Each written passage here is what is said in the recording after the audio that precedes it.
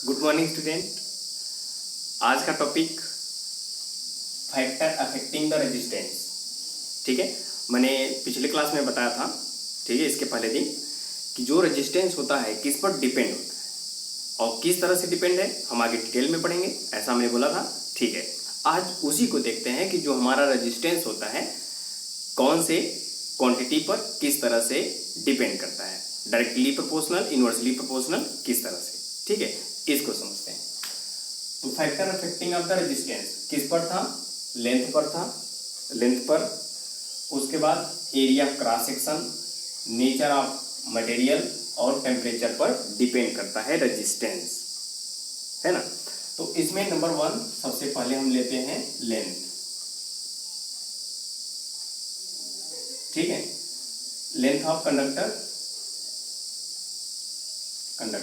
तो resistance length पर किस तरह से अफेक्ट है, यानी इफेक्टिव है। ठीक है, देखिए, तो जो हमारा लेंथ है वह जो रेजिस्टेंस है वो डायरेक्टली प्रोपोर्शनल होता है लेंथ पे। जितना अधिक यानी जितना बड़ा आपका लेंथ होगा उतना अधिक उसका रेजिस्टेंस होगा।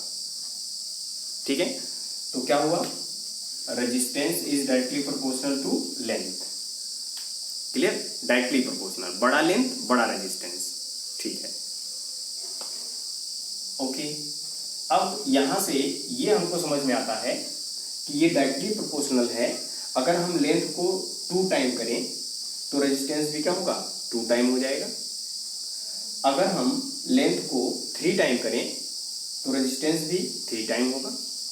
ठीक है, अगर लेंथ को हाफ करें तो रेजिस्टेंस हाफ होगा, और अगर 1/4 करें तो 1/4 होगा। क्लियर है ना? ये है directly proportional of resistance to length in conductor. ठीक है, ओके। तो ये है, तो हम यहां पर लिख देते हैं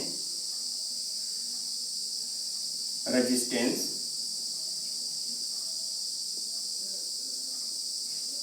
is directly proportional to length. ठीक है, that is if length is 2 time then resistance कितना होगा? 2 time. Then resistance is also 2 times. ठीक है, ये हुआ। If length is half then half यानी हेल्ड, अभी बताए थे ना हेल्ड। ठीक है, halved then resistance is also halved यानी हाफ। ठीक है, हेल्ड या फिर हाफ। ये now second, area of cross section, area of conductor यानी एरिया ऑफ क्रॉस सेक्शन या फिर विड्थ ऑफ क्रॉस सेक्शन, जिसको मोटाई बोलते हो। ठीक है, thick wire and thin wire, ऐसा होता है ना। तो यही है क्रॉस सेक्शन एरिया। अगर ये एक पतला वायर है ना, उसका क्रॉस सेक्शन एरिया कम है, ओके। और ये मोटा वायर है, इसका क्रॉस सेक्शन एरिया ज़्यादा है, और मोटा वायर है उसका क्रॉस सेक्शन एरिया और ज़्यादा है। ठीक है, तो ये है cross section area, thickness of wire या कंडक्टर। ठीक है, इसको बोलते हैं। ये है क्रॉस सेक्शन। तो एरिया पर किस तरह से डिपेंड करता है रेजिस्टेंस? ठीक है, तो हमने देखा रेजिस्टेंस जो है एरिया के इनवर्सली प्रोपोर्शनल होता है।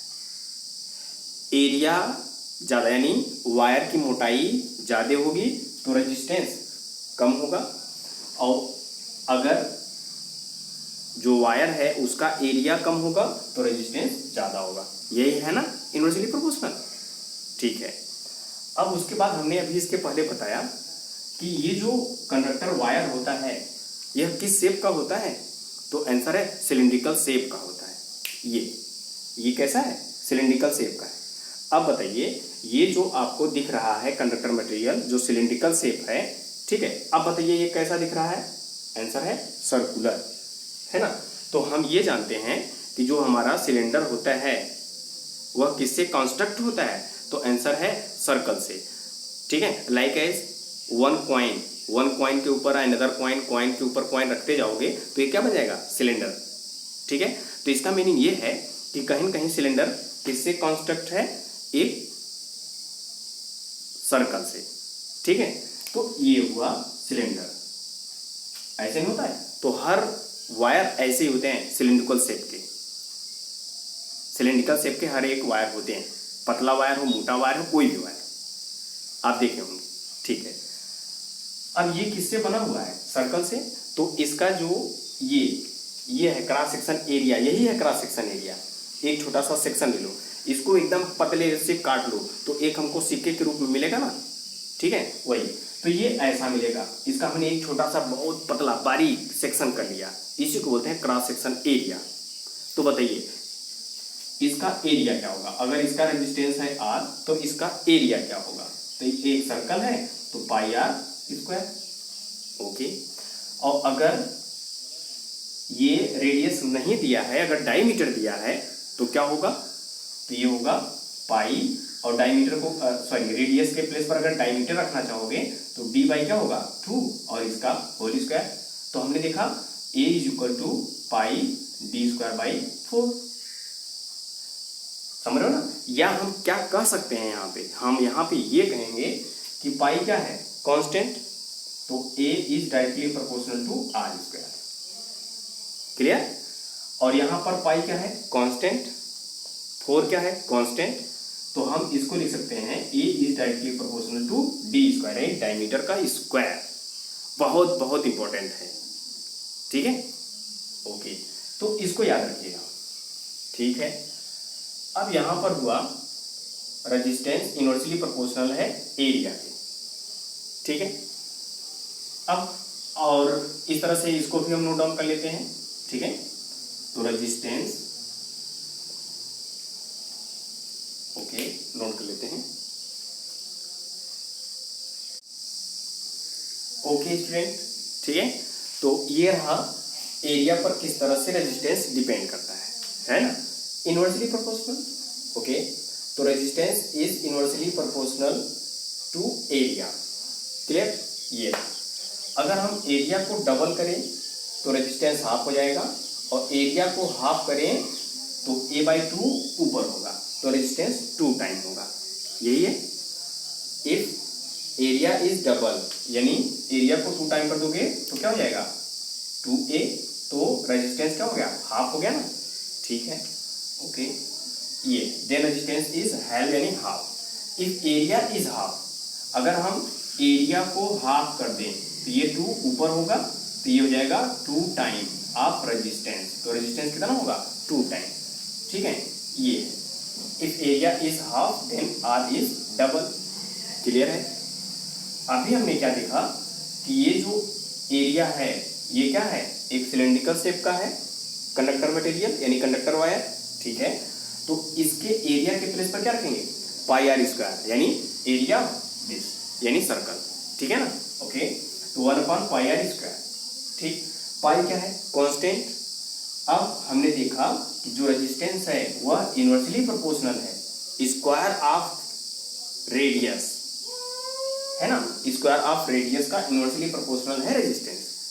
अब बताइए अगर हम रेडियस को 2 टाइम कर दें, 2, तो 2 का स्क्वायर 4, तो 1/4 होगा, तो रेजिस्टेंस जो होगा 1/4 होगा, ठीक। अगर हम रेजिस्टेंस को, सॉरी ये रेजिस्टेंस नहीं, ये रेडियस है, रेडियस, ये वर्ड याद रखिएगा, small r is radius of circle. अगर रेडियस हमारा हाफ हुआ, हाफ, तो R/2 का होल स्क्वायर, यानी R²/4, तो 4 कहाँ होगा? ऊपर आएगा, तो रेजिस्टेंस होगा 4 टाइम होगा। बहुत बहुत बहुत इंपॉर्टेंट है इधर, है ना, ये सब फैक्ट, ठीक है। ये हुआ resistance. If resistance is inversely proportional to square of radius. If radius is double, तो क्या होगा, रेजिस्टेंस 1/4 होगा, है ना, r इज 1/4। इफ r इज हाफ, यानी जो रेडियस है वो हाफ होगा, तो हाफ का स्क्वायर 4 ऊपर होगा, तो resistance is 4th time. Clear? Okay, ये रहा, नोट कर लीजिएगा इसको। अब देखिए, हमने देखा फिर से जो रेजिस्टेंस है वह इनवर्सली प्रोपोर्शनल है एरिया के, तो R is inversely proportional to area. जो R स्क्वायर लिखे थे उसके प्लेस पर अब हम D लिख रहे हैं, यानी डायमीटर। ठीक है, तो पाई इंटू डायमीटर, रेडियस के प्लेस पर डायमीटर रखोगे तो D/2 रखोगे, तो D/2 का होल स्क्वायर करोगे तो क्या मिलेगा, D²/4। तो अब ये 4 ऊपर होगा, तो 4/πd², 4/πd², 4 constant, pi constant, तो R is inversely proportional to square of diameter, square of diameter. ये भी सेम आपका रेडियस जैसा है। ठीक है, अब डायमीटर को 2 टाइम करोगे तो रेजिस्टेंस 1/4 होगा, अगर डायमीटर को हाफ करोगे तो रेजिस्टेंस 4 टाइम होगा। रेजिस्टेंस 4 टाइम होगा जब हम डायमीटर को हाफ करेंगे, रेजिस्टेंस 4th टाइम होगा जब हम रेडियस को हाफ करेंगे, है ना, वही है। डायमीटर को इंक्रीज करो या डिक्रीज करो, इसी तरीके से रेडियस को भी इंक्रीज करो या डिक्रीज करो। क्लियर है ना? ये रहा, if diameter is half then resistance is 4 time, if diameter is double then R is 1/4। Clear है? ओके, ये रहा एरिया ऑफ क्रॉस सेक्शन। अब हम पढ़ते हैं नेचर ऑफ मटेरियल पर किस तरह से हमारा रेजिस्टेंस डिपेंड होता है। ठीक है, ओके, इसको कर लीजिएगा। Okay student, nature of material, nature of material पर किस तरह से डिपेंड करता है इसको समझते हैं। ठीक है, हमारे पास एक 2 वायर हैं, ये ठीक है, सेम लेंथ के हैं, सेम लेंथ और सेम क्रॉस सेक्शन एरिया, यानी इसकी जो डायमीटर है सेम है, इसका रेडियस भी सेम है, लेंथ भी सेम है, यानी एवरीथिंग आर सेम। ठीक है, बट ये आपका है मेटल, इसको हम बोलेंगे कॉपर, ये हमारा कॉपर मेटल है। ठीक है, और लेकिन इसके प्लेस पर हम इसको बोलेंगे, ये है आपका नाइक्रोम, और यह मेटल नहीं है, यह एक एलॉय है। ठीक है, एलॉय है।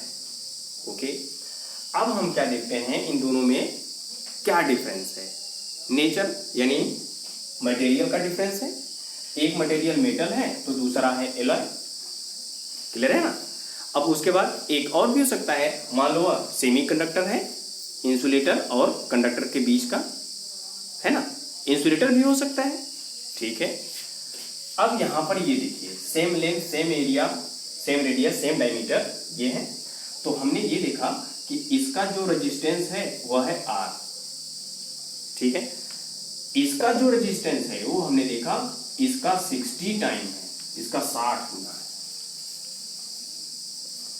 और जो हाई रेजिस्टेंस रखता है, ठीक है, उसमें करंट फ्लो कम होता है, और जो लो रेजिस्टेंस रखता है उसमें करंट ज्यादा फ्लो होता है।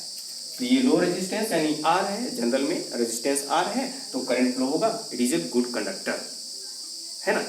अब ये 60 टाइम है इसका रेजिस्टेंस, तो हमने देखा कि इस एलॉय में करंट फ्लो नहीं होता है करंट फ्लो नाइक्रोम में। ठीक है, तो ये हम यूज कहाँ करते हैं, जो हमारा बल्ब होता है 100 वाट वाला टंगस्टन होता है ना, वो, ठीक है, हम हीटर यूज करते हैं, उसमें यूज करते हैं। ठीक है, टोस्टर जानते हो, जिससे लाइट चेक करते हो ना, ये करंट है, जल रहा है, वो हुआ। ठीक है, अब उसके बाद ये बहुत सारे हमारे मटेरियल्स हैं। ठीक है, तो क्या देखा हमने, ये जो रेजिस्टेंस है किस पर डिपेंड कर रहा है, मटेरियल पर डिपेंड कर रहा है, उसके नेचर पर, कैसा है, कंडक्टर है, इंसुलेटर है, एलॉय है, क्या है, किस तरह से, समझ में आया ना? ओके, नाउ नेक्स्ट, टेम्परेचर पर किस तरह से डिपेंड है। ठीक है, तो टेम्परेचर पर किस तरह से डिपेंड है इसको देखते हैं। तो हम ये देखते हैं कि जो रेजिस्टेंस होता है वह टेम्परेचर के डायरेक्टली प्रोपोर्शनल होता है। ये हमारा एक कंडक्टर मटेरियल है, इसके टेम्परेचर को हमने इंक्रीज किया इंक्रीज किया इंक्रीज किया, तो इसका रेजिस्टेंस भी क्या हुआ, इंक्रीज हुआ इंक्रीज हुआ इंक्रीज हुआ। ठीक है, अब क्या देखा, इसके टेम्परेचर को हमने डिक्रीज किया डिक्रीज किया डिक्रीज किया, तो इसका रेजिस्टेंस भी डिक्रीज हुआ। इसीलिए ओम्स लॉ का क्या कह रहा था, एट कांस्टेंट टेम्परेचर। क्लियर है ना? ओके, तो ये रेजिस्टेंस किस पर डिपेंड किया, टेम्परेचर पर किस तरह से आपने समझा, और किस तरह से नेचर पर डिपेंड किया, उसके मटेरियल पर डिपेंड किया। ठीक है, तो एक एक लाइन इसमें भी नोट कर लेते हैं। ठीक है, तीसरे पर और चौथे पर। ठीक है, ओके।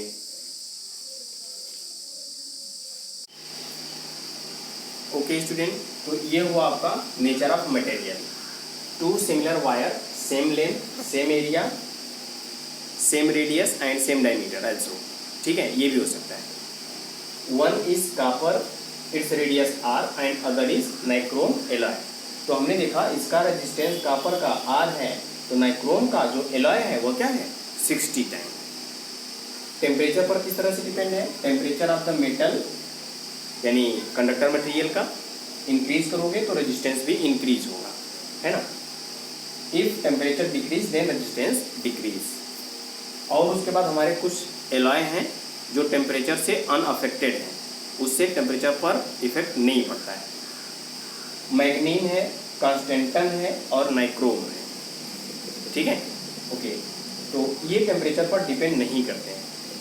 ठीक है, अब उसके बाद एक हमारा मटेरियल होता है सेमीकंडक्टर। ठीक है, सिलिकॉन और जर्मेनियम और भी बहुत सारे मटेरियल हैं जो सेमीकंडक्टर में आते हैं, बट हम जर्मेनियम और सिलिकॉन का एग्जांपल लेते हैं। तो यहाँ पर हम ये देखते हैं कि जैसे ही सेमीकंडक्टर मटेरियल का हम टेम्परेचर इंक्रीज करते हैं, है ना, तो वह एक कंडक्टर का काम करता है, और जब हम उसका टेम्परेचर लो करते हैं तो वह एक इंसुलेटर का काम करता है। कौन, सेमीकंडक्टर। इसलिए बीच का है ना, सेमीकंडक्टर, कंडक्टर और इंसुलेटर के बीच का सेमीकंडक्टर, है ना। ओके, तो ये रहा। ठीक है, ये हो गया। ठीक है, नेक्स्ट टॉपिक रेजिस्टिविटी, बहुत इंपॉर्टेंट है, यहाँ से भी न्यूमेरिकल आते हैं एग्जाम में डायरेक्टली। ठीक है, ओके, इसको कर लीजिएगा। तो हम पढ़ते हैं next topic resistivity.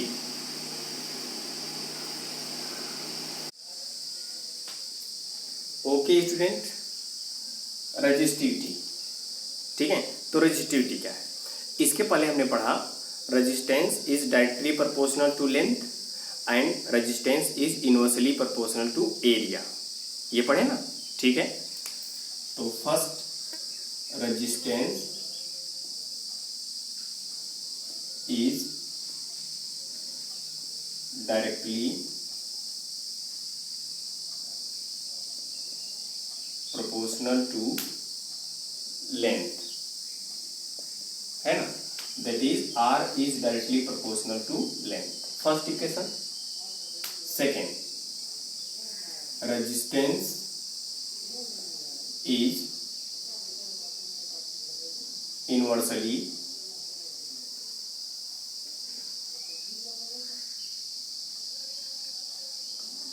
Proportional to area. ठीक है, तो क्या होगा, R is inversely proportional to area, ये सेकेंड इक्वेशन। ठीक है, from first and second,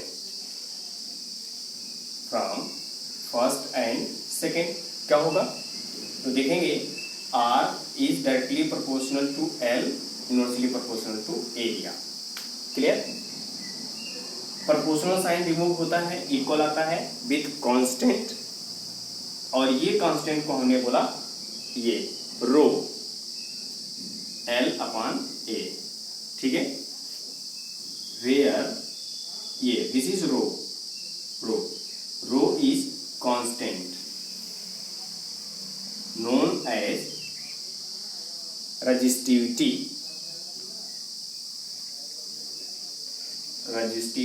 of conductor material, जो कंडक्टर मटेरियल हमने लिया है, रेजिस्टिविटी। ठीक है, इसका एक दूसरा नाम है, also known specific resistance,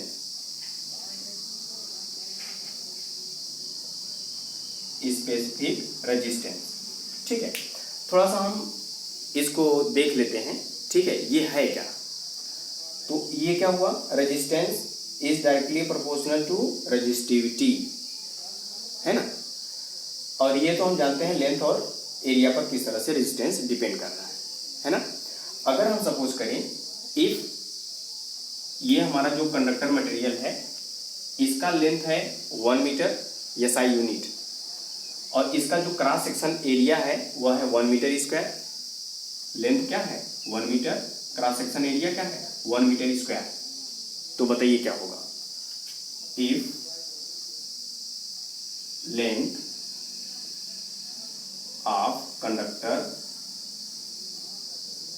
is 1 metre and cross section area जो भी होगा क्रॉस सेक्शन होगा, है ना। Area equal to 1 metre square. ठीक है, देन क्या होगा? ये R is equal to rho, L is equal to 1, A is equal to 1, 1 1। ठीक है, तो R इज इक्वल टू, यानी रेजिस्टेंस ही रेजिस्टिविटी है। इस कंडक्टर मटेरियल का लेंथ 1 है, 1 मीटर स्क्वायर इसका एरिया है, तो इसका जो रेजिस्टेंस होगा वही उसकी रेजिस्टिविटी होगी। क्लियर? ठीक है, तो resistance is numerically equal to resistivity when या if length is 1 metre and area is 1 metre square, यानी unit length and unit area पर रेजिस्टेंस क्या होगा? रेजिस्टिविटी होगी। ठीक है, ओके, इसको भी नोट कर लीजिएगा। ठीक है, ओके, ये हो गया है। ठीक है, अब देखिए यहां से रो का वैल्यू कैलकुलेट करिए। तो rho is equal to R into A हो जाएगा, rho equal to R into A और divide by L, R into A divide by L, ये हुआ, है ना।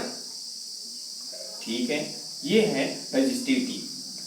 तो अब हम क्या देखें कि अगर हम रेजिस्टेंस और रेजिस्टिविटी की बात करें इस फार्मूले से, तो resistivity and resistance R directly proportional. जितना आपका रेजिस्टेंस होगा उतना आपका रेजिस्टिविटी होगा। अगर रेजिस्टिविटी 3 टाइम है तो रेजिस्टेंस भी 3 टाइम होगा। अगर रेजिस्टेंस 2 टाइम है तो रेजिस्टिविटी भी 2 टाइम होगा, है ना। ये इस तरह से है। ठीक है, अब हम आते हैं इस रेजिस्टिविटी की जो SI यूनिट होती है वो क्या होती है। ठीक है, इसको समझते हैं। SI यूनिट, ठीक है, ऑफ रेजिस्टिविटी। तो SI यूनिट ऑफ रेजिस्टेंस पता है आपको ओम, एरिया आपको पता है मीटर स्क्वायर, और लेंथ आपका है मीटर। तो 1 मीटर से 1 मीटर कैंसिल होगा, तो ohm metre. Ohm metre is a SI unit of resistivity. Clear है ना। ठीक है, ये हुआ इसकी SI यूनिट। ठीक है, ओके, इसको कर लीजिएगा, इरेज करें इसको। ठीक है, ओके स्टूडेंट। ठीक है, resistivity equal to R into A upon L, ये है। ठीक है, SI यूनिट हमने कैलकुलेट किया ओम मीटर, है ना। अब यहाँ पर देखिए, जो रेजिस्टिविटी है वह क्रॉस सेक्शन एरिया पर डिपेंड नहीं करता है, लेंथ पर डिपेंड नहीं करता है। क्यों? क्योंकि ये जो रो है यह एक कांस्टेंट है किसी एक मटेरियल का, है ना, किसी एक सबस्टेंस का। यह एक कांस्टेंट है, छोटा हो बड़ा हो उससे मतलब नहीं है ना, कि उसका जो रेजिस्टिविटी है उस मटेरियल का वह कांस्टेंट है। छोटे में लोगे तो छोटा होगा, बड़े में लोगे उससे बड़ा, है ना, इस तरह से। लेकिन हम ये देखेंगे कि जिस तरह से डेंसिटी होती है, डेंसिटी, अर्थ का डेंसिटी कहीं पे भी देखोगे वही डेंसिटी होगी, है ना। तो इसका मटेरियल का डेंसिटी हर जगह देखोगे वही होगी। ठीक है, तो इस तरह से हम ये समझते हैं जो रेजिस्टिविटी है यह एक कांस्टेंट है जो लेंथ और एरिया पर डिपेंड नहीं करता है। तो किस पर डिपेंड करता है? हमारा टेम्परेचर पर डिपेंड करता है और नेचर ऑफ मटेरियल पर डिपेंड करता है रेजिस्टिविटी, ये बात याद रखिएगा। ओके, ये हुआ। अब हमारे पास कुछ टेबल है ना, तो ये टेबल है, इसमें हम समझते हैं कि किसी भी सबस्टेंस का जो रेजिस्टिविटी होती है वह क्या होती है। ठीक है, तो हमारे पास कैटेगरी है कंडक्टर का, इंसुलेटर का और सेमी कंडक्टर का, ये कैटेगरी हो। और सबस्टेंस है कंडक्टर में सिल्वर, इसकी जो रेजिस्टिविटी है 1.60 × 10⁻⁸ ओम मीटर, ये है। अब इस तरह से कॉपर का है 1.69, ये है। एल्युमिनियम का है, ये है। इंसुलेटर का है, सॉरी सेमी कंडक्टर का है जर्मेनियम और सिलिकॉन, ये है ना। अब इंसुलेटर है ग्लास और हार्ड रबर। ठीक है, अब यहाँ पे ये जो रेजिस्टिविटी है इसका मीनिंग क्या है, इसको समझते हैं। ठीक है, तो अगर हमारे पास एक कॉपर मेटल है, कॉपर मेटल वायर, ये इसका जो लेंथ है 1 मीटर है और इसका जो क्रॉस सेक्शन एरिया है वो भी क्या है 1 मीटर स्क्वायर। ठीक है, तो बताइए इस कंडक्टर मटेरियल का जो कॉपर वायर का है ना, उसका रेजिस्टिविटी क्या होगा। तो आंसर है इस फार्मूले में आइए, ए क्या है 1, यल क्या है 1, तो यहाँ पे रेजिस्टिविटी इक्वल टू रेजिस्टेंस हो जाएगा, है ना। तो यूनिट एरिया ये रहा, यूनिट लेंथ ये रहा कॉपर वायर का, तो उसका रेजिस्टेंस जो है वह ये है 1.69 × 10⁻⁸, है ना।